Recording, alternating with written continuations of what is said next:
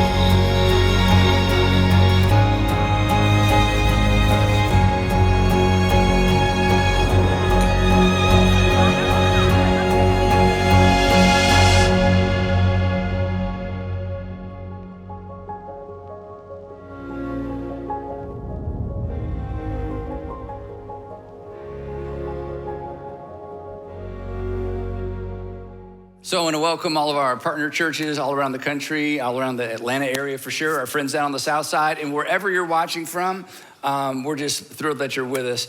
If you haven't been here in a while, or maybe it's the first time in a long time, we're in the middle of a series, actually the third part of a 4-part series entitled, Who Needs Church?, where we're answering the question, who, I just thought you would follow along. Yes, who, it's not a trick question. Yeah, answering the question, who needs church? And perhaps like me, and we talked about this in the part 1, perhaps like me, you would immediately say, oh, I needed church because I needed church. And perhaps you would even say, oh, I need church. I know who needs church. I need church. But perhaps you would say, because you're not a church person anymore and you had not so great church experience, and maybe your response to this question, if you're honest, so let me just go ahead and be honest on your behalf. Your response to this question might be, no, been there, done that, and I am done with that. I am done with church. And chances are, I don't know, I say this kind of thing all the time, but I mean it. Chances are, if we had experienced that, or if we had experienced what you'd experienced in church, I would imagine we would be done with that as well, whatever that was. But here's the thing, and since I'm a professional Christian, I'm a pastor, I can kind of poke a little at this a bit, okay? Just because a building has a sign out front that says church on it, it doesn't necessarily mean that the people on the inside have embraced the kingdom of God message and the kingdom of Christ message that Jesus came to deliver to the world, that the church was to export to all the world. It doesn't necessarily mean that the people on the inside understand what it means to model the tone and the approach and the posture of the founder of the church, the tone, posture, and approach of Jesus, because the church is not just a gathering of people who believe similar things, although it's kind of been reduced to that in some of our minds.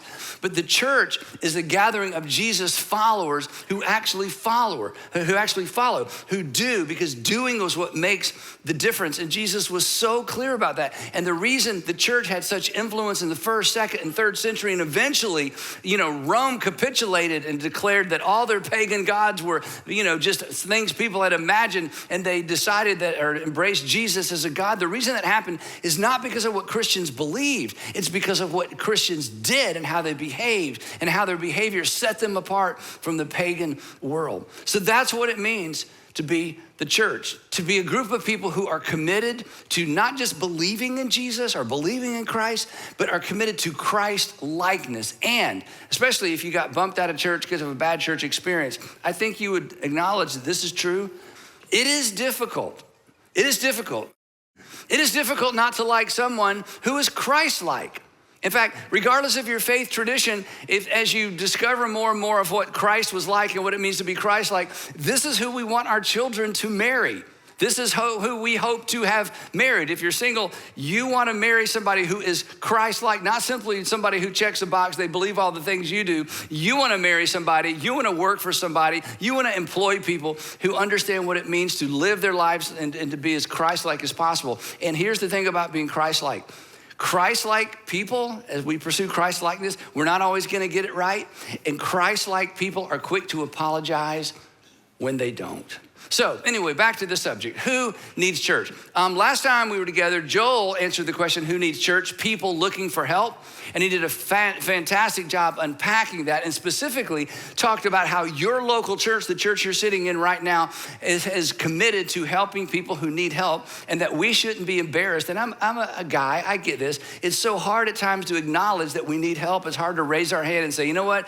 This is out of control. I need help. But the church is for people who need help, and somewhere at some point along the way, we all need help, whether it's with our family, our parenting, our physical bodies, something we're going through, we all need help. And the church is for people who need help. And he clarified how the church can help and how our church helps and how we do help. And here's the thing I loved about that message last week. If you were here at any of our campuses, you saw the response as people responded and said, hey, I'm willing to say I need prayer. I'm willing to say I need help.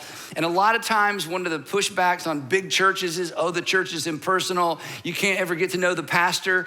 When I read that, I'm like, that may not be such a bad thing in my case. But anyway, the knock on a big church is so impersonal. How am I going to meet anybody? If something happens to me, I'm going to fall through the cracks. Nobody's going to care about me. And I'm just telling you, you stick around our churches long enough and you will know how committed we are to literally being the hands and feet of Jesus and to be there for you when you need something, because the church is for people who need help. Now, today we're moving on to the second group of people who need help, and that is people who are looking for answers. So just to kind of get us started, two rhetorical questions. You don't need to answer these out loud. Number one, where do we go for answers? And number two, where do you go for answers? And I'll answer both of those. I know the answer for where you go looking for answers. You go right here, like the rest of us. This is where we go. And this is amazing. This is just the world we live in is amazing. And these places to go looking for answers are fine if you're trying to, create flashcards for one of your kids who's about to have a history test or a science test. This is great if you need to fix something, if you need to figure out how to do something. If you're in a city you've never been in before and you want to find a local coffee shop that has a specific kind of coffee, bingo. If you need to plan a trip, isn't it amazing the information that is literally at our fingertips in the world we live in? So it's great. If you're trying to set up a router or fix your router, this is the place to go. If you want to unclog your sink, this is where you go. In fact, just for fun, I ask a couple of these. What is the most frequently asked question on the internet? Do you know what the most frequently asked question is on the internet? Here it is. What time is it? We're so curious and hopeless, and that's the number one question. What time is it? Now, there's a church version of this. The church version is, how much longer? Because the preacher's like Pharaoh, he won't let the people go. That's exactly right. All the Bible scholars are on the front row where they belong. Anyway. Now, so the point is, social media and all these amazing places we can go to are great for general information.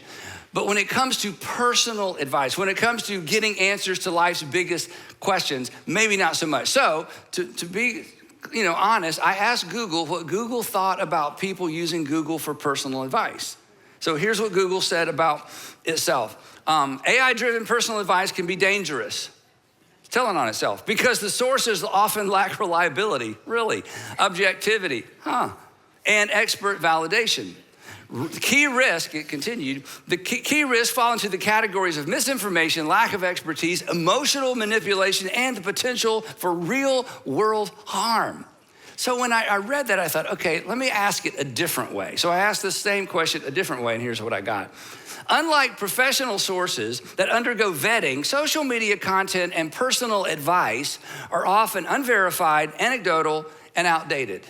And then I thought, of course, this statement may be unverified, anecdotal, and outdated, and round and round and round we go. So I'm gonna give you a tip, and this has nothing to do with the sermon, but this is just a pastoral tip.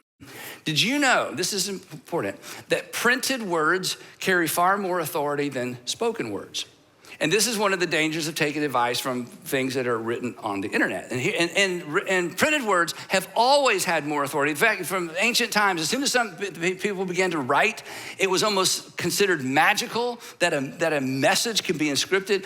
Anyway, and this is why and maybe I'm just telling on myself, but I don't think so. This is why you will read a headline written by someone you don't know, that you don't know anything about. You won't even read the article.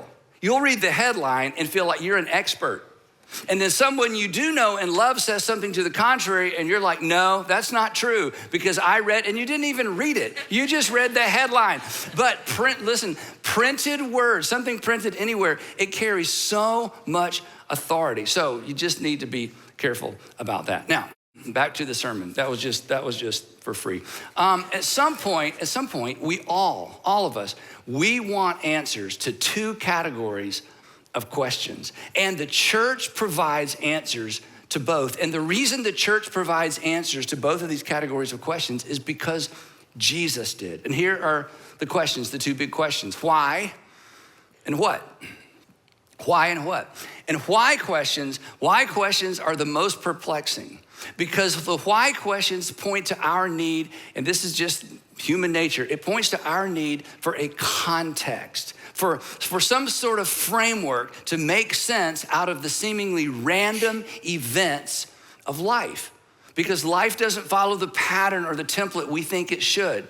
And just when we think we've got it all figured out, something goes wrong. And when something goes wrong or something goes bad, or we put the formula together and the kids didn't and my husband didn't and the job thing, it's like we want to know why. And there's something in all of us that we kind of look up actually over the horizon and say, why? We want a framework. Why did that happen? Why did that happen to me? Why did that happen to us? Why did that happen to them? Why did that happen to our kids? Why does that happen to children? Why is the world the way it is? Why am I here? And then here's my favorite why question. Why is there anything? Why isn't there nothing? Now, to get us where we're going to go with this, I want all of us for just a moment, regardless of where you're watching from, I want you for just a moment to think about nothing. And you can't, because you're something. Some of you are really something, but we're all something. It's evidence of the fact that we exist, that the laws of logic apply to reality, and we could talk a lot about that. But you can't really think about nothing, but it leaves us asking the question at some point. I know you didn't walk in here wondering about this. Why is there something rather than nothing? And here's what's so fascinating. Okay, stay with me. This question is actually the first step. Exploring or being bothered by this question is actually the first step to discovering the answer to most of life's biggest why questions. And we're going to come back to that in just a minute. The second question that we all wrestle with at some level at some point in life is this question. What? What do I do? What do I do about this? What do I do about her? What do I do about him? What do I do about them? What do I do about the things that can't change? What do I do about the things that I can't change? What do I do about the things that are out of control? What do I do about the things that I can't control? What do I do about the things that are broken, that I can't seem to fix, that are unfixable? What do I do about the things I can't stop? And here's the interesting thing. The church actually stewards the answer. And sometimes, as we saw last time, sometimes the church serves as the answer to these fundamental questions. Because the church this is so important, the church is the steward of, or the custodian of, or the dispenser of answers, because the church has been given the words of Jesus. We have the words of God, and Jesus came to explain what God is like. And Jesus came to put a face and a personality on God. And in his time on planet Earth, this is why I'm constantly telling you, follow Jesus through one of the Gospels. Jesus lays the groundwork, and Jesus gives us a context for understanding and wrestling with the why questions, and specifically the what questions. And the reason that the church oftentimes serves as the answer is because we're a community that does for and is there for and shows up for people who are looking for answers to these questions. And many of you are back in church, or you're in church consistently because you were wrestling with a big life question. And you started coming back to church, you began praying for the first time, you opened your Bible for the first time in a long time, you joined a small group, you got into a starting point group, and you began to get some answers that weren't all emotionally satisfying, but they began to make more sense out of the randomness of life. So let's start with the most perplexing questions. The why question. Why is there anything? And then from why is there anything to why is there you? Now here's something fascinating. Maybe you knew this, maybe you didn't. When we think about going way back in time to the beginning, our natural inclination, if you're Jewish or if you're a Christian, is to think about the book of Genesis. But did you know in the New Testament, one of Jesus' followers also has a statement about in the beginning, and in his statement, we get extraordinary clarity around some of the big why questions. So after being with Jesus for about 3.5 years, the Apostle John, who wrote Matthew, Mark, Luke, John, and then wrote 3 letters to the church that survived antiquity and were included in the New Testament, John begins his account of the life of Jesus. This is so fascinating. He begins his account of the life of Jesus with the words, in the beginning. And here's what he says. John writes, in the beginning. And this is important because the universe and everything in the universe had a beginning, and we know that now to be true, that the universe had a beginning. And little fun fact, anything that has a beginning has a cause. Anything that has a beginning has a cause. But before the beginning, here's what he says. In the beginning was the Logos. And he's talking about Jesus. In the beginning was the Logos, or the uncreated creator, what we would sometimes refer to as the first cause. Now, some people get all tangled up in this. They go, well, if God created everything, who created God? And then you end up in what's called an infinite regress, okay? An infinite regress means we keep asking the question, who caused, what caused, what caused? If there's an infinite regress, which is impossible, we never get to now, and here we are now, so there's not an infinite regress. And if you really want to have fun at lunch, talk about this, you can't have an infinite actual. You can have an infinite potential, but you can't have an infinite actual. If there was an infinite actual number of moments or time, measures of time in the past, we would have never got to this moment. Here we are. So it all had a beginning, okay? Again, that's lunchtime conversation. So here's what John says. In the beginning was the Logos, talking about Jesus, and Jesus, Logos, was with God. And I think this is where John says, don't ask me to explain it. I'm just telling you what I've seen. In the beginning was the Logos was with God, and it was more than that. The Logos, Jesus, was God. I know, he'd say, I'm just telling you what I experienced. He was with God in the beginning because he was God, and through him all things were created, or all things were made. And this answers one of the big why questions. It answers the question why there's something rather than nothing. It also answers the question why there is you. Because ultimately, as an outflow of God's original creation, you were eventually created. Ultimately, you are God's creation, which addresses, we're getting started, which addresses the question of why you're here. And here's another tidbit. This is another lunchtime conversation. This is fascinating as well. Did you know that every created thing, the chair you're sitting on, the building you're sitting in, the house you live in, the car you drive, every created thing in some way reflects the creator. You can always tell something about the creator of a thing by the creation, and you are not an exception. Which is like, okay, that's interesting, but that's not helpful, Andy. That's not really what my why questions are all about. Can we get practical? Let's talk about the real why stuff, like why did that happen to me? Why did that happen to them? Why did it happen for them but not for me? Why can't you seem to? Why don't they? Why? And thanks to Jesus, and consequently, thanks to the church, we actually have answers or a response to those practical and perplexing why questions. Now, here's something that's interesting too, and you know this. I keep getting off the subject. We rarely question why when something good happens to us. I mean, occasionally, when something like really good, and because you're a mature person, it's like, why am I so lucky, or why am I so blessed? You may have that question from time to time. But for the most part, we aren't interrupted when life is wrinkled. We don't have a problem with when life is kind of wrinkle-free. We start looking up and asking why questions and getting concerned when things go the wrong way. And Jesus knew that because he walked among us, and he addresses that very thing. And here is Jesus' response to the question of why have things not gone so well for you, or why are you in the mess that you're in? Listen to what he says. And here's something everybody believes, whether you're a Christian or not. In this world, you will have trouble. Wrote no one on a sticky note and put it on their mirror. I need to remember that. I keep forgetting. Yeah, there's trouble in the world. I have no trouble in my life, but some people do. I need to know. This is in this world, Jesus, this is a promise. In this world, not you might, or if you're unlucky, in this world, eventually you will have trouble. So again, it's a rhetorical question. You don't have to raise your hand, but I mean, kind of it's crazy to ask. Have you ever had trouble? Of course. Some of you are in trouble. Some of you, nobody comes to mind, have caused the trouble. Some of you have created, we've all done this. Some of us have created our own trouble and realize we're in trouble and we caused the trouble. But there's something in all of us that wants to, kind of blame God for all the trouble out there. Why is the world the way it is? Why are things dark? Why are things bad? Why do bad things happen to good people, innocent people? But at the same time, we could all stand up right now and tell a story of how we caused the trouble for ourselves or we caused the trouble for other people. And Jesus says, okay, I get that. In this world, you are going to experience trouble. In other words, it's a troubled world and you're in it, and that's why. Why did this happen? Why didn't it happen? Why? Because it's a troubled world and you're in it, and that's why.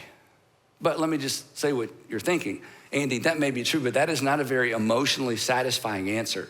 Oh, I feel better now. My whole life's falling apart. But Jesus said we'd have trouble. I'm experiencing trouble. I guess that, I feel, no, it's not an emotionally satisfying answer. Fortunately, as we're going to discover, Jesus didn't stop there.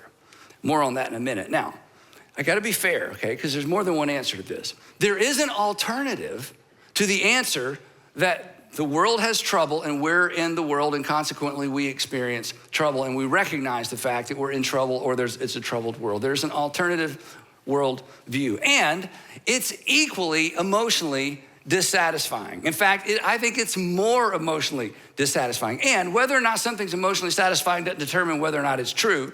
It's just that at times we want answers that make us go, I feel so much better. Well, neither of these answers really make us feel better about the trouble or the answers or the problem around why things happen to us, bad things happen to good people, why bad things happen to us and our family. And the other approach, so I'm sharing both, well, let me put it this way. There are people who would respond to your questions of why did it happen to you and why did it happen to your family and why. They would respond this way. They would say, hey, shut up and stop complaining. What did you expect? I mean, of course, what do you think, life is a formula? What, you think if you do A and B, you're always gonna get C? Did you think if you always are a good person, only good things? I mean, how do you think this world works? Don't you understand that the universe we observe has precisely the properties we should expect if there is at bottom no design, no purpose, no evil, and no good, nothing but blind, pitiless indifference? I mean, why do you even think bad? Why do you think it's bad? Why do you think it's good? I mean, don't you realize you've just made all of this up, that you live in a fairy tale? I mean, there's no order. It's all randomness. You're trying to create order out of something that is by nature random. So why are you even bothered by this? Just go on about your business and get over it. Let's close in prayer. Father, thank you so much for, Now, I've never met Richard Dawkins. I've read 1.5 of his books, okay? Never met Richard. And he has a daughter, and I can't imagine, but I don't know, and I'm not judging. He's a brilliant guy. I can't imagine this is how he explained the world to his daughter. But maybe, I don't know. But here's the challenge. If this is true, then why do we even ask why? Why is there something in us that when we experience trouble from the outside or we experience trouble from the inside, or we create trouble from the inside, why is it that we ask why? Why do we care? Why do we expect better? How do we know that something is up, that something is wrong? And it's because every created thing reflects in some way its creator, and you are no exception. You know right from wrong. You know good from evil. You desire purpose. You see design. You know trouble when you see it, and you know broken when you experience it. it's inescapable. And you can try and try and try to live out the sort of, it doesn't matter, there's no order, there's no purpose, there's no reason, there's no good. You can try to live that way, but the reason your mind won't let you settle in is because you reflect the nature of your Creator, and something in you knows better. You bear the mark and the image of God, which leads to our second question of what? Okay, so I'm made in the image of God, so I recognize things are broken, so I recognize things aren't right, but I know that I'm here because God ultimately, okay, that's kind of the big why. It's not emotionally satisfying, but it's a whole lot better than, who knows and who cares. But that still doesn't answer the question, what do I do about it? How do I respond to this? What do I do when? What do I do with him? What do I do with her? What do I do with them? And again, the church has the answer because Jesus had an answer. And this is so important, especially if you're new to faith or considering faith. This is why following Jesus through Matthew or Mark or Luke or John is so important. When you follow through Jesus through the Gospels, you realize Jesus didn't dodge trouble. He said, in this world you will have trouble, and he could have said, and I am no exception. Because he was constantly in trouble and he was constantly faced with trouble. At the end of his ministry, and these are the narratives that I wish I had heard more about growing up in church, but pastors just didn't preach these things. When Jesus, at one point after about 3.5 years, Jesus decides to go to the most dangerous place on the planet for him, the city of Jerusalem. And he's not dragged there to be crucified. He goes there on purpose, followed by his disciples, and his disciples knew this is not going to end well. And Jesus walked right into the lion's den. He basically walked up to the trouble cage and threw open the door and invited trouble into the room. He didn't dodge it. This is why he can be trusted. And this is why his formula for navigating trouble is the formula that you should at least consider embracing if you've never embraced it before. He made this promise. He said, in this world, you will have trouble. And here's what to do. Take heart. Tharseo is the Greek term. It means to stand up straight. It means to be resolute. It means don't surrender to trouble. You ready for this? He says, in this world you will have trouble, but take heart. Why? He says, because I have overcome the world. I have overcome trouble in the world.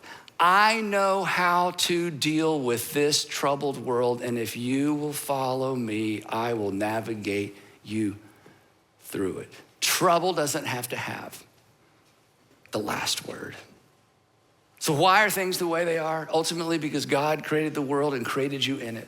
And why is there trouble in the world? Because mankind brought the trouble on. We brought it on ourselves. And then Jesus entered this troubled world and faced trouble head on. And he says, I will navigate you through it if you will trust me. What do I do? What do I do? What do I do? And Jesus would say, let me tell you what to do. It's 3 things.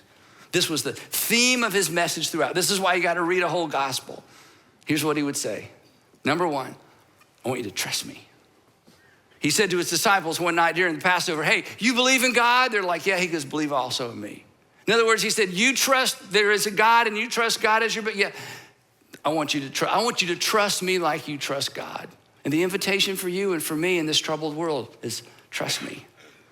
And then he says this, and I want you to follow me.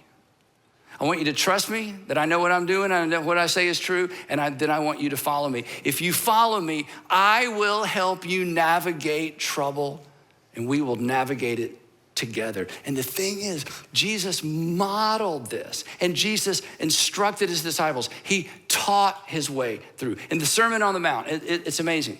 The Sermon on the Mount, it's the sermon he preached over and over and over. This was kind of his go-to message because it was all about the kingdom of God and how to live in a different way of life. And he said, you've heard it said, but I say. You've heard it 6 times. He says, you've been taught, but I'm telling. Moses said, but I say. I'm the new Moses. I'm the new lawgiver. He just upped the ante, and it was mind-blowing. And he would say, look, there's some of this that seems too extreme. Trust me. There are things that seem impractical. Trust me. There are things that the people around you don't do. Trust me. He preaches this amazing message. And then he says this. He makes a promise. He says, look, if you will practice what I just preached, We will navigate trouble together. We won't eliminate it, but you won't be conquered by it, because this is how I've overcome the world. Here are his words. Those are my words. He says, look, at the end of the Sermon on the Mount, you've heard this before. Everyone who hears these words of mine and not believes them, everyone who hears these words of mine and does them, who puts them into practice, who lives by them, who follows them, he says, is like a wise man who built his house. It's like a wise man who built his house on the rock. And when the trouble came, and when the wind blew, and when the rain came, and it beat against that house, or in his, it's an analogy, it's a parable, beat against that life, he says, it will endure. And it will endure because that house or that life was built on the foundation of the teaching of Jesus. That house or that life didn't dodge trouble. It endured it. So what are we to do? What's the answer to what? Jesus says, I want you to trust me. I want you to follow me. And then this is amazing. And he says, but there's more. I want you to abide in me. This is such a wonderful invitation. He says, this isn't just about following instructions. He says, I want every day of your life for you to intentionally lean in on me and rely on me. I want you to invite me to actually live through you. And the way that you trigger that dynamic, the way that you make that a reality, I have found that I've been doing this for years, and every once in a while I throw it out there as a reminder to the rest of us. It's living every day and waking up every day and declaring either out loud, and I think out loud's a good place to start. Heavenly Father, or Lord Jesus, I can't. You can. I can't. You can. It's too much trouble. I've created too much trouble. I'm faced with too much trouble. I really don't know what to do. I know what to do, but I'm not sure I have the courage to do it. I know what to do, but I don't know if I can get through it. I can't. You can. I can't. You can. In fact, if you would, just so you can hear yourself say this, and even if you're from a different faith tradition, I want to challenge you. I'm just asking you to say something out loud. I want us to say this out loud. This is the declaration of faith. This is the declaration of trust. This is the declaration of, I believe you. The world is troubled, and I'm in it, and I'm facing it, and I'm not sure what to do. And I know that following you isn't just about, here's 8 things to do. It's not a system like that. It's a relationship. So I'm just declaring, I can't, but you can. And I need you to do it through me. So can we just say this out loud wherever you are, just watching, even if you're sitting at home with a group of people ready, all together ready? I can't, you can. One more time. I can't, you can. That's the declaration of dependence. Now, one thing I failed to mention, all of these things that I've quoted that Jesus said, he said to his original audience, his first century followers. But here's the interesting thing. His first century audience, they were the first church leaders. They were the first church planters. They were the original guardians and custodians of the teaching of Jesus. And when Jesus taught them all these things, you know what he said? He said, hey, by the way, this isn't just for you. This isn't just for the first generation of men and women who actually knew me personally and saw me physically. What I'm teaching you, this is for every follower. This is for every generation. This is for every nation. This is for all people of all time. So at the end of his ministry, he gathers that group together. And remember this? He says, here's what I want you to do. I want you to go and make sure you teach them everything that I have commanded you, including take heart. For I have overcome the world. So there is an answer. There is an answer to the why questions. There's an answer to the question of why the world is the way it is. There's an answer to the question of why things are broken and why there's so much trouble in the world, why your world is the way it is. And there is a way forward. Jesus invites us to trust, to follow, and to abide in him. He says, because after all, I have overcome the world. And if you follow me, I will navigate you through the trouble in the world. And if you abide in me, you will endure as well. Now, let me tell you why I can say that with such confidence. I have seen it over and over. I'm not talking just about my life. I have seen men and women endure the most challenging, extreme trouble. I mean, the most challenging, the most extreme. And on the other side, to say, my Heavenly Father got me through this. My faith in Jesus got me through this. The presence of God in my life, the ability to follow Jesus and trust, that's what got me through. It's not just preacher talk, it's a reality. And you are surrounded by people who in this moment can stand up and tell you their story of endurance because they chose to trust, to follow, and to abide. Years ago, I used to listen to a pastor on tape. Remember cassette tapes? Some of you, yeah, front row. Remember cassette? Yeah, okay. The spiritual giants down here in the front. Anyway, I used to listen to a pastor named Adrian Rogers. Adrian was the pastor of Bellevue Baptist Church in Memphis, Tennessee. He was a pastor there 30 plus years, passed away in 2005. And on a cassette tape, he told this story, and I went on the internet and found it. It's one of his famous stories. When I say story, I mean this really happened. He was flying somewhere, and as was his habit, he would put down the tray and seat back in front of him and read his Bible. This is what he would do, airplane. And that would create conversation. So on one particular flight, there was a gentleman sitting next to him. They began talking, found out this guy was an attorney, and they began talking about what they enjoyed reading. And there he was with his big black preacher's Bible open. And he said to this attorney, he said, well, I subscribe to a couple of magazines. He said, but mainly, to be honest, I just read the Bible. And the attorney said, well, then, I'm curious, how do you know what to talk about to the people in your church if you've kind of limited your reading to that? And Dr. Rogers, who was so humble and so quick-witted and funny, he said, well, there are only 3 problems. And this book has the answer for all 3. There are only 3 big questions that people worry about, that they ask. And this book answers all 3. Sin, sorrow, and death. And the attorney said, well, there are more problems in life than that. And Dr. Rogers said, I said, nope. Sin, sorrow, and death. He said, then we both went back to reading. You can guess. He said, in a few minutes, he said, the attorney put his magazine down and said, okay, I've been sitting over here trying to come up with something that doesn't fall into one of those 3 categories. And then he says, mankind only has 3 problems: sin, sorrow, and death. Who needs church? People looking for answers to why and what. Who needs church? Anybody whose life is touched or will be touched by sin, sorrow, or death. Anybody looking for a way to navigate trouble. So eventually, who needs church? Well, that's all of us. We all ultimately need the local church.